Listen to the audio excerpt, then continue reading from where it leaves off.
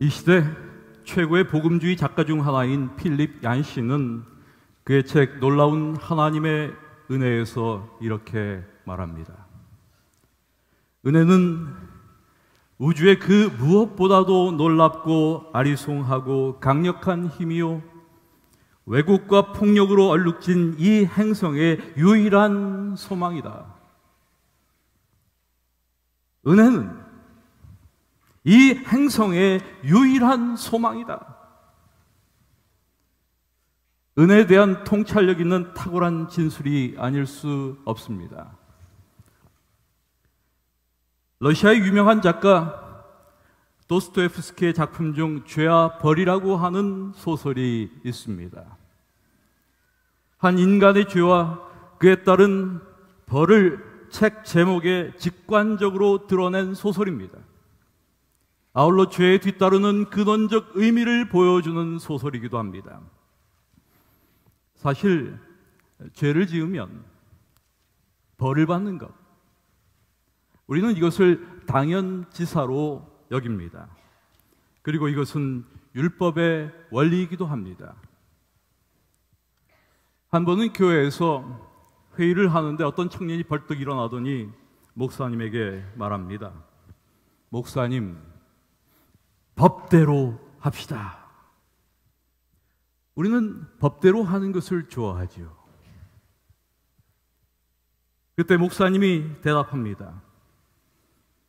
형제여, 법대로 하면 자네는 지옥에 있어야 하네. 그렇습니다. 법대로 하면, 율법에 의하면, 죄를 범하면 반드시 벌을 받아야 합니다. 그러나 다행한 것은 기독교는 죄와 벌이라는 원리만을 가진 종교가 아니라는 것입니다. 만일 하나님이 우리를 율법으로만 다루셨다면 하나님 앞에 설 수 있는 사람이 아무도 없습니다. 그렇습니다. 기독교에는 율법의 원리가 유효하지만 은혜의 원리가 있습니다. 율법의 원리는 죄를 지은 우리를 정죄하여 벌하지만 은혜는 우리를 용서합니다. 받을 자격이 전혀 없는 사람들에게 베풀어지는 하나님의 일방적 호의, 하나님의 사랑이 값 없이 조건 없이 우리를 찾아온다는 개념, 여러분, 이것이 은혜입니다. 그래서 엘렌 화이트는 이렇게 말합니다. 은혜는 은혜받기에 합당치 못한 인간에게 나타내신 하나님의 태도이다. 우리가 은혜를 찾는 것이 아니고 은혜가 우리를 찾아왔다. 우리가 은혜를 받을 가치가 있기 때문에서가 아니고 전혀 가치가 없기 때문에 하나님께서는 당신의 은혜를 우리에게 주시기를 기뻐하신다. 이 역시 은혜에 대한 탁월한 진술이 아닐 수 없습니다. 그렇습니다. 은혜란 하나님의 사랑을 더 받기 위해 우리가 할 수 있는 일이 아무것도 없다는 뜻입니다. 왜냐하면 우리가 은혜를 찾은 것이 아니라 은혜가 우리를 찾아왔기 때문입니다. 또한 은혜란 무엇으로도 하나님의 사랑을 약화시킬 수 없다는 뜻입니다. 잘 믿어지지 않겠지만 우리가 어떤 종류의 인간이라도 어떤 죄를 지어도 이미 하나님이 우리를 사랑하고 계심을 뜻합니다. 그래서 아직도 상하지 않고 변질되진 않은 단어라고 생각되는 이 시대 마지막 최고의 단어, 생각할수록 마음이 끌리는 중요한 단어, 저는 그것은 은혜라고 생각합니다. 그리고 이 단어는 모든 좋은 것이 우리의 노력을 통해서가 아니라 하나님의 은혜로 주어지는 것임을 일깨우고 있습니다. 여러분, 은혜는 우리에게 얼마나 필요한 것입니까? 우리는 하나님의 은혜가 무엇인지 아는가?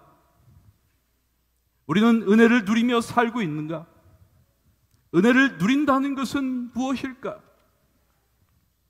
이런 주제들을 오늘의 말씀 속에서 함께 생각해 보고자 합니다. 우리 인간의 삶이란 비은혜와의 싸움이라고도 할 수 있습니다. 우리는 비은혜의 현실 속에서 살고 있습니다. 우리가 살고 있는 이 세상은 치열한 경쟁과 적자 생존의 세상입니다. 그래서 2등은 없습니다. 그래서 이런 세상에서 은혜를 찾는다는 것은 어렵습니다. 회사에서 잘못을 하고 상사 앞에 서 있는 신입 사원의 눈빛을 한번 상상해 보시기 바랍니다. 학교에서 시험을 망쳐놓고 그래서 F를 받고 교수를 찾아온 학생 그 눈빛을 한번 생각해 보시기 바랍니다. 저는 종종 그런 경험을 하곤 했습니다. 제 사무실에 그런 학생들이 학기가 끝나면 꼭 찾아왔습니다. 모두 은혜를 그리워하고 있습니다. 그러나 언제나 현실은 냉혹하고 냉정합니다. 죄와 벌이라고 하는 공식은 정의라운 차원에서 행해집니다. 이 시대 대한민국의 시대 정신 역시 공정, 정의, 상식 이런 것들입니다. 그래서 특혜에 저항하고 불평등에 분노합니다. 차별과 배척, 수치심과 죄책감 속에서 살아가는 우리 모든 인간들, 우리는 모두 그것이 표출이 안 될 뿐 늘 신의 사랑을 갈망하며 살아갑니다. 은혜가 필요한 사람들이란 뜻입니다.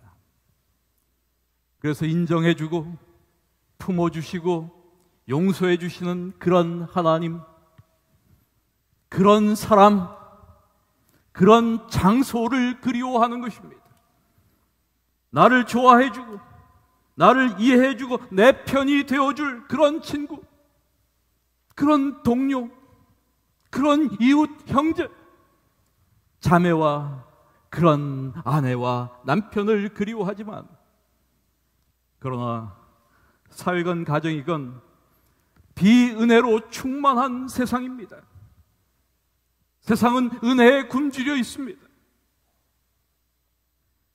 그렇다면 교회는 어떨까?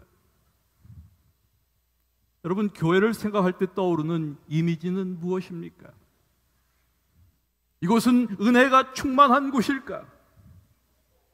나를 좋아해주고 나를 이해해주고 내 편이 되어줄 그런 친구와 동료와 이웃들이 있는 그런 장소일까? 저는 그런 장소라고 믿고 싶어요. 은혜라는 단어와 관련된 의미 중 하나는 기쁨, 즐거움, 감사입니다. 그렇다면 교회는 이런 기쁨과 즐거움, 감사가 넘치는 신자들의 모임이나 장소인가? 아니면 조심스럽고 부담스러운 거룩한 척하는 사람들의 모임은 아닌가? 불행하게도 제가 본 교회는 언제나 은혜보다는 도덕이 먼저였습니다. 상담가 데이빗 스맨즈는 자신의 상담 경험을 이렇게 요약해서 말한 적이 있습니다. 나는 오래전에 복음주의적인 그리스도인들이 겪는 대부분의 정서 문제의 주요 원인은 다음 두 가지라는 결론을 내릴 수밖에 없었다. 하나는 하나님의 무조건적인 은혜와 용서를 깨닫고 받아들이지 못하며 누리지도 못하는 것이고, 또 하나는 그 무조건적인 사랑, 용서, 은혜를 다른 사람들에게 베풀지 못하는 것이다. 우리는 훌륭한 은혜의 신학을 읽고 듣고 믿는다. 그러나 그렇게 살지는 않는다. 은혜의 복음이 정서의 차원까지 뚫고 들어가지 못하는 것이다. 내면 세계 질서와 영적 성장의 저자 고든 맥도날드는 이렇게 또 말합니다. 웬만한 일에는 세상도 교회 못지않거나 교회보다 낫다. 집을 지어주고 가난한 자를 먹이고 아픈 사람을 고쳐주는 일은 굳이 교인이 아니어도 할 수 있다. 그러나 세상이 못하는 일이 하나 있다. 세상은 은혜를 베풀 수 없다. 교회가 맡아야 할 절대절명의 사명을 지적한 말입니다. 세상이 은혜를 찾을 곳이 교회 말고 또 어디 있겠습니까? 은혜에 대한 목마름 때문에 다른 곳에서 은혜를 찾을 수 없기에 교회를 찾는 것 아니겠어요? 그러나 안타깝게도 교회마다 제각기 변호하는 진리는 있지만 은혜는 어떠할까? 은혜에서 남보다 앞서려는 교회를 찾기가 얼마나 어려운가? 사실 우리 재림교회는 아무리 우리가 부인한다 해도 유대교 못지않게 우리만의 금기사항을 가지고 있어요. 그리고 이것들을 세밀한 부분까지 잘 지켜야 신앙 좋은 사람이 된다는 분위기를 가지고 있습니다. 물론 다른 교회들 혹은 교단들 역시 저마다 굳어진 율법 목록을 가지고 있습니다. 그리고 공통된 것은 그런 정해진 틀에 잘 따라야 교회는 물론 하나님의 인정을 받는다고 생각하는 것입니다. 그래서 우리는 하나님께 가려면 무언가를 해야 한다는 느낌이 본능적으로 드는 것입니다. 이렇게 도덕이나 종교적 경건이 강조되는 교회에는 공개된 죄인들이 발을 붙일 수가 없어요. 그들은 교회에서 수치심과 형벌에 대한 위협과 정죄의 의식을 만나는 것입니다. 이것은 교회 안의 비은혜의 모습입니다. 연합 없는 교회 역시 비은혜의 일면입니다. 교회 안에 함께 지내지 못하는 신자들이 있는 거예요. 화목이 없는 교회, 분열과 갈등과 불화가 있는 교회, 여러분 이것은 비은혜의 일면입니다. 저는 오늘 말씀의 본문을 시편 103편 8절부터 10절의 말씀으로 택했습니다. 주님은 자비롭고 은혜로우시며 노하기를 더디하시며 사랑이 그지 없으시다. 두고두고 꾸짖지 않으시며 노를 영원히 품지 않으신다. 우리 죄를 지은 그대로 갚지 않으시고 우리 잘못을 저지른 그대로 갚지 않으신다. 하나님은 법대로 하지 않으신다. 그 말입니다. 우리 죄를 지은 그대로, 우리 잘못을 저지른 그대로 갚지 않으신다. 여러분, 이 시간 생각하고 싶은 비유가 하나 있습니다. 하나님의 은혜와 더불어 생각나는 비유입니다. 그것은 마태복음 20장 1절부터 16절에 나타난 예수님의 포도원의 품꾼을 쓰는 한 농부의 이야기입니다. 품꾼 중에는 이른 아침 해 뜰 무렵에 온 사람도 있고, 오전 9시 휴식 시간에 온 사람도 있고, 점심 나절 12시에 온 사람도 있고, 혹은 쉬는 시간 오후 3시에 온 사람도 있고, 끝나기 1시간 전 5시 그때 온 사람도 있습니다.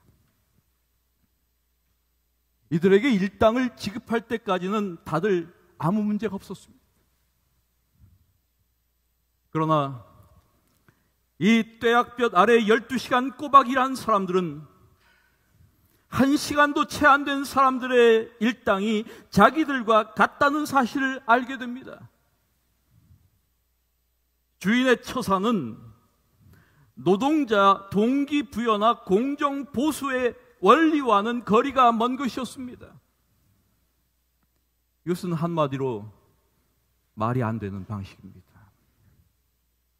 불공정하고 불공평하며 불합리합니다. 이 시대의 정신인 공정과 정의와 상식에 맞지가 않습니다. 그렇습니다, 여러분. 예수님의 비유는 우리의 통념이나 경제 원리로 보면 전혀 말이 안 됩니다. 이 시대의 정신에도 맞지 않습니다. 그런데 그것이 그분의 취지였습니다. 주님은 이 비유로 우리에게 가르치시고자 한 것이 무엇일까? 바로 은혜라고 생각합니다. 은혜가 무엇이냐는 것입니다. 여러분, 은혜란 하루 품삯처럼 계산할 수 있는 것이 아닙니다. 은혜는 1등이냐 꼴찌냐를 따지지 않습니다. 은혜는 합리적이지 않습니다. 공정하지도 정의롭지도 않습니다. 은혜란 하나님의 선물로 받는 것이지 노력의 대가로 얻는 것이 아닙니다. 우리가 아무리 신앙훈련과 자기 부인에 힘써도, 성경 지식이 아무리 많아도, 아무리 경건한 삶을 살아도 소용없다는 뜻입니다. 예수님은 주인의 대답을 통하여 이 점을 분명히 해두셨습니다. 친구여, 내가 네게 잘못한 것이 없노라. 내가 나와 한 데나리온의 약속을 하지 아니하였느냐? 내 것이나 가지고 가라. 나중 온 이 사람에게 너와 같이 주는 것이 내 뜻이다. 내 것을 가지고 내 뜻대로 할 것이 아니냐? 내가 선함으로 내가 악하게 보느냐? 그렇습니다, 여러분. 주님은 이렇게 말씀하시는 것입니다. 사울아, 내가 다윗을 후대하기로 내가 시기하느냐? 바리새인들아, 내가 이렇게 늦은 시각 이방인들에게 문을 열기로 너희가 시기하는 것이냐? 내가 바리새인의 기도보다 세리의 기도를 더 귀히 보고 막판에 회개한 강도를 낙원에 들임으로 너희 속에 시기가 일어나느냐? 이런 양을 찾기 위해 말 잘 듣는 양떼를 두고 가고 못된 탕자한테 살찐 송아지를 베푸는 것을 너희가 지금 못마땅하게 여기는 것이냐? 한 가지 의미심장한 것은 이 비유를 읽는 많은 그리스도인들이 자신을 해질 무렵 끼어든 품꾼이 아니라, 11시 교인이 아니라 그 뜻이에요. 온종일 고생한 자들과 동일시한다는 것입니다. 어디까지나 자신을 책임감 있는 일꾼으로 여기기를 좋아한다는 것입니다. 그러니 우리도 주님의 엉뚱한 처사에 당황한 당시의 일꾼들과 똑같이 할 수밖에 없습니다. 하나님은 품삯이 아니라 선물을 주신다는 사실을 알지 못한 것이죠. 여러분, 우리 중 자기 공로대로 받은 사람은 아무도 없습니다. 하나님이 요구하시는 완전한 삶 근처에라도 가는 사람이 하나도 없기 때문입니다. 공평한 기준대로 받기로 한다면 우리는 다 멸망하고 말 것입니다. 우리가 구원을 받는 것, 그것은 정말 불공정하고 불공평하며 불합리합니다. 우리는 여기에서 다시 한번 하나님의 은혜를 생각하는 것입니다. 우리 죄를 지은 그대로 갚지 않으시고 우리의 잘못을 저지른 그대로 갚지 않으시는 그 하나님, 하나님은 공평하신가? 공평하신 하나님. 우리는 일반적으로 하나님을 공평하신 분으로 생각합니다. 그러나 어떤 사람들은 악인의 잘됨과 의인의 고난 때문에 하나님은 불공평하신 분이라고 생각하기도 합니다. 그러나 어떤 사람, 우리가 아는 송명희 같은 시인은 고통 중에서도 공평하신 하나님을 노래합니다. 공평하신 하나님이 나 남이 없는 것 같게 하셨네라며 하나님의 공평하심을 노래하는 것입니다. 그러나 여러분, 저는 하나님의 공의라는 측면에서 하나님의 공평하심을 믿지만, 그럼에도 불구하고 하나님의 은혜라는 측면에서 하나님은 전혀 공평하지 않는 분으로 제게 다가옵니다. 그분이 나를 구원하시는 것, 그것이 어찌 공평합니까? 그것이 어찌 공정한 일입니까?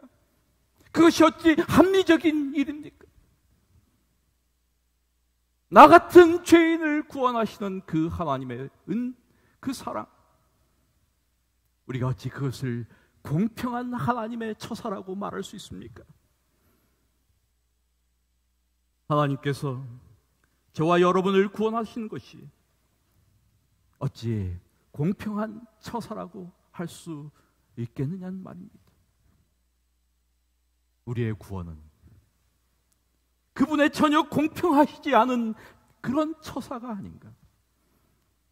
이 놀라운 하나님의 은혜, 이처럼 비은혜의 세상에서 경험하는 하나님의 은혜는 경이롭게 우리에게 다가오는 것입니다. 그리고 시편 기자의 말처럼 하나님은 자비롭고 은혜로우시며 노하기를 더디하시며 사랑이 그지 없으신 분임을 우리로 알게 하시는 것입니다. 이제 우리는 이 은혜로우신 하나님의 구체적인 은혜의 행위를 보게 됩니다. 동이 서에서 먼 것처럼 우리의 허물을 우리에게서 멀리 치우시며, 하나님의 구체적인 은혜의 행위, 그것은 우리를 용서하시는 하나님의 행위입니다. 그리고 그 용서는 완전한 용서입니다. 우리의 허물과 죄를 기억하시지 않는 하나님. 그렇습니다, 여러분. 용서란 은혜의 행위입니다. 이 하나님의 용서는 우리에게 또 다른 예수님의 비유를 생각나게 합니다. 그것은 마태복음 18장에 나오는 어쩌다 1만 달란트 빚을 진 한 종의 이야기입니다. 현실적으로 종이 그런 고액의 빚을 질 수 없다는 점이 예수님의 논지를 더욱 분명하게 만들어줍니다. 그것은 일가족과 전 재산을 다 몰수해도 조금도 줄지 않는 빚이었습니다. 변제가 불가능한, 갚을 수가 없는 빚입니다. 그런데 임금은 불쌍히 여기는 마음에 돌연 종의 빚을 탕감해주고 차별하지 않고 처벌하지 않고 놓아줍니다. 그리고 일순간 전개가 바뀝니다. 방금 막 엄청난 빚을 탕감받은 그 종이 자기한테 기껏해야 100데나리온 빚진 친구를 붙잡고 못 살게 굽니다. 여러분, 1만 달란트가 현재 가격으로 얼마인지, 100데나리온이 현재 가치로는 얼마인지 그렇게 중요하지 않습니다. 그 가치를 우리가 어떻게 정확히 알겠습니까? 아마 1조가 넘는 돈이다, 이렇게 생각할 수가 있어요. 또 수백만 원 정도의 돈이다라고 이해할 수가 있습니다. 그러나 그것은 그렇게 중요하지 않습니다. 그 친구를 붙잡고 이 탕감받은 종은 닥달합니다. 빚을 갚아라. 그는 닥달하다 못해 친구를 옥에 가둡니다. 욕심 많은 이 종은 한마디로 배은망덕한 자입니다. 우리는 이 비유 끝부분에 가서 이 임금이 곧 하나님임을 알게 됩니다. 그리고 왜 예수님이 이런 과장법을 사용하고 계신지 그 이유를 분명히 알게 됩니다. 바로 하나님은 우리의 산더미 같은 빚을 탕감해 주셨고, 거기에 비해 다른 사람이 우리한테 한 잘못은 정말 미미한 것이다 라고 한 것을 보여준 것입니다. 여러분, 이것이 남들을 대하는 우리들의 태도가 되어야 하지 않을까? 하나님께 받은 그 큰 용서를 생각할 때 어떻게 서로 용서하지 않을 수 있을까? 그래서 C.S. 루이스는 이렇게 말합니다. 그리스도인이 된다는 것은 용서할 수 없는 죄를 용서하는 것을 의미한다. 하나님이 우리의 용서받을 수 없는 죄를 사하셨기 때문이다. 사랑하는 여러분, 하나님은 우리를 구원하시기 위해서라면 얼마든지 합리적 계산을 무시할 수 있는 분입니다. 용서의 열망을 표현하시는 하나님을 통해서 우리는 다시 한번 하나님의 무한한 경이로운 은혜와 사랑의 힘에 압도되는 것입니다. 하나님은 비은혜의 법으로 움직이는 세상에서 용서의 반응을 우리에게 원하십니다. 아니요, 요구하십니다. 용서의 필요는 너무나 절박해서 종교상의 의무보다도 우선되는 것입니다. 그래서 예수님께서 말씀하셨습니다. 그러므로 예물을 제단에 드리다가 거기서 내 형제에게 원망 들을 만한 일이 있는 줄 생각나거든. 예물을 제단 앞에 두고 먼저 가서 형제와 화목하고 그 후에 와서 예물을 드리라. 예수님은 용서할 줄 모르는 종의 비유를 주인이 그 종을 옥졸들에게 넘기는 장면으로 맺으십니다. 그리고 그분은 말씀하십니다. 너희가 각각 중심으로 형제를 용서하지 아니하면 내 천부께서도 너희에게 이와 같이 하시리라. 사실 저는 이 말씀이 성경에 없기를 솔직히 바랍니다. 왜냐하면 이것은 너무 어려워요. 이것은 비본성적 행위이기 때문입니다. 그러나 이 말씀은 그리스도 자신의 입에서 나와 이렇게 있습니다. 신기한 일이지만 하나님의 용서는 우리 하기에 달려 있어요. 주기도문을 가르치시면서 예수님은 하나님께 받은 용서와 남에게 베푸는 용서를 명백히 하나로 묶어 두셨습니다. 우리가 우리에게 죄 지은 자를 사하여 준 것 같이 우리 죄를 사하여 주옵시고. 어떤 분들은 기도하실 때 이거 빼고 하세요. 여러분, 이것이 너무 중요해서 주 기도문을 가르치신 이후에도 바로 다시 한번 이 부분을 따로 주지시킵니다. 너희가 사람의 과실을 용서하면 너희 천부께서도 너희 과실을 용서하시려니와 너희가 사람의 과실을 용서하지 아니하면 너희 아버지께서도 너희 과실을 용서하지 아니하시리라. 이 명백한 예수님의 가르침을 왜 우리는 그렇게 가볍게 여기는지 놀랄 때가 참 많아요. 사실 용서는 누구에게나 결코 쉽지 않습니다. 본성적으로 용서는 어려운 것입니다. 그것은 예나 지금이나 마찬가지입니다. 이 고고학자들이 옛날 로마 유적지였던 대중 목욕탕을 발굴했어요. 그런데 거기에서 그들은 주석으로 된 게시판에 갖가지 욕설이 새겨져 있는 것을 발견했습니다.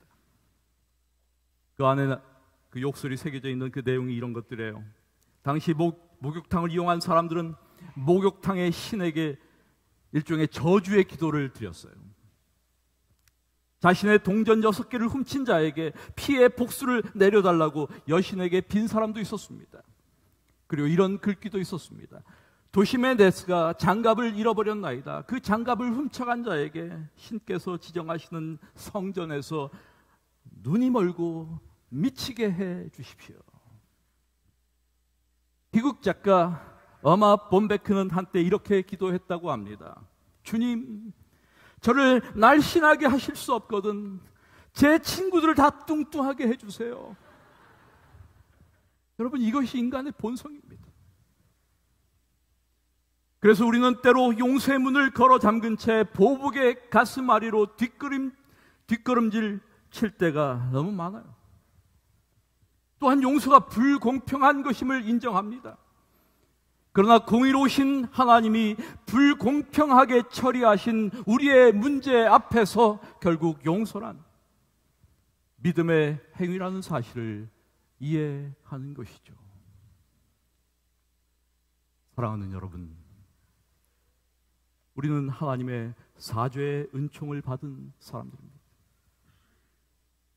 이제 우리도 우리에게 잘못한 사람이 있다면 우리 형제를 용서해야 되지 않겠습니까? 용서만이 이 비은혜의 사슬을 끊고 비난과 고통의 악순환을 중단시킬 수 있습니다. 용서의 출구가 있어요. 관계의 새 출발이 가능합니다.